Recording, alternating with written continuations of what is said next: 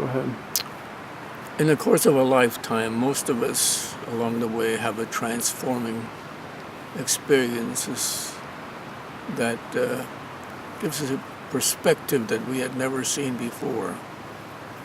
And this happened to me in 1999 when my sister Dolly and my brother-in-law Gerald asked me to take them to Europe to visit the places where I had been during the war. And they wanted to do this for their 50th wedding anniversary.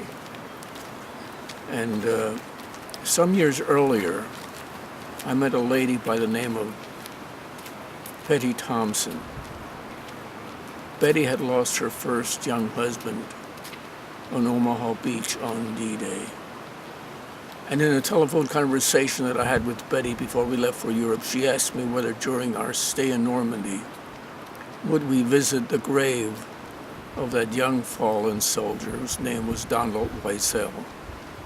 I told her that we would be honored to do so. So in the fall of the year, the three of us flew to Brussels. And from Brussels, we drove down to the Ardennes, the scene of the Battle of the Bulge, where we toured the area and visited with wonderful Belgian friends. But also, in previous visits, I had gone to the Henry Chapelle Cemetery, the American cemetery in Belgium, where many of my friends and comrades from my unit are buried. We then drove to Normandy, to the town of Bayeux, where we would stay. And while in Bayeux, we visited a floral shop where I purchased a single red rose to place on the grave of Donald Weissel. I thought that would be more eloquent. And we were very fortunate in that we had as our guide a young lady who was very knowledgeable and very articulate. And because of the size of the cemetery, she drove us to the grave site in her car, and she had with her a small American flag, a small French flag, and a Polaroid camera. And then as we stood and knelt by his grave, she placed a flag on either side of that white marble cross. I then laid that solitary rose on his grave. But all of the while she was telling us things about the cemetery. How that there are over 9,000 young Americans buried there. But what staggered us was when she told us that there were 38 sets of brothers buried in that cemetery. There were 33 sets of brothers buried side by side. And the reason that cut me to the quick was because my own dear wife had lost two brothers during that war. One in North Africa with the 1st Division, and the second one on a destroyer off of Okinawa when a twin-engine kamikaze slammed into the forward No. 1 gun turret in which he served, and there was nothing even found of him to bury.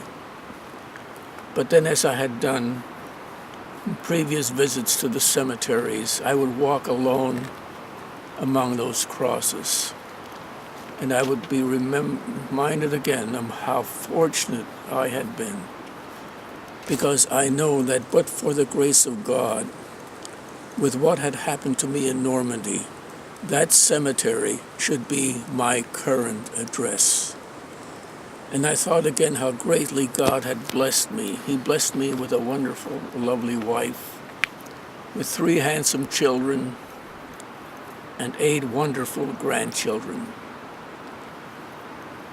But then I multiplied 9,000 crosses times 50 years and came away with a staggering sum of at least 450,000 unlived years are represented in that one cemetery. Imagine, at least 450,000 unlived years with all of the potential of each life and of each year. But then something puzzled me. I wondered why it was that of all of the cemeteries I had visited, it was always the Normandy Cemetery that evoked such a deep, powerful, emotional response. But then something occurred to me. You see, that cemetery at Henry Chapelle lies in a setting of almost perfect peace and tranquility. It seems that even the birds whisper when they fly overhead. But Normandy is different, and the difference is the waves. It is the sound of the waves. It is the unrelenting sound of those waves that is so emotionally touching. And I thought again of the young man whose grave we had visited. And then I thought again of my own life. And I thought of the many, many blessings that have accrued to me over these more than 50 years. And it was then that it seemed those waves had a very powerful and a very severe and a very personal warning to me, telling me, don't you ever, ever forget the magnitude of the sacrifice that was made by just that one young man. And it was then that it seemed that each wave still carried with it all of the horror and all of the terror of the last few moments of that young man's life. And each wave also seemed to carry with it the sound of a bell, tolling out another and another and another of his unlived years. And each succeeding wave carried the painful reminder that unlike me, that young man would never experience the fathomless pride of fathering a precious son or daughter. And each succeeding wave had the reaffirming reminder that unlike me, that young man would never know the blessings of old age. And unlike me, he will never have that pure joy of just holding and hugging and kissing a beloved grandson or granddaughter. And then I saw another wave, and on its crest were the scattered petals of a crushed rose, the painful remembrance of the anguish of the wounded and broken heart of that young, loving wife that will never mend. And as those waves go sweeping in toward the shore, they each gently and reverently kiss the sands of that beach, because to me, those waves also represent the tears of a nation that is weeping for its young. And the unrelenting sound of those waves is God's eternal reminder of the enormity of the price that was paid for our freedom. And I would like to cry out to all of those young men buried beneath those white crosses, you were robbed. Indeed, you were robbed of the most sublime gift that we possess. You were robbed of your very lives. But dear young men, we too were robbed. We were robbed of you.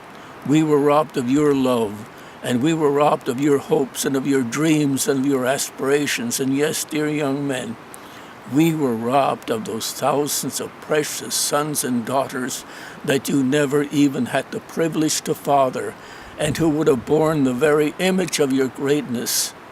And we were robbed of those thousands upon thousands of unborn grandsons and granddaughters that you will never hold, you will never hug, and you will never kiss. And they will never know the magnitude of your sacrifice. Yes, dear young men, we were all robbed by that terrible, that insidious thief called war. But then I wondered, what more could I say to bring comfort to Betty Thompson and to my own dear wife, who have suffered such terrible loss, except to repeat the words to an aunt. An anthem for which those young men died. Oh, beautiful for heroes proved in liberating strife, who more than self their country loved, and mercy more than life. America, America, God shed his grace on thee and crown thy good with brotherhood from sea to shining sea.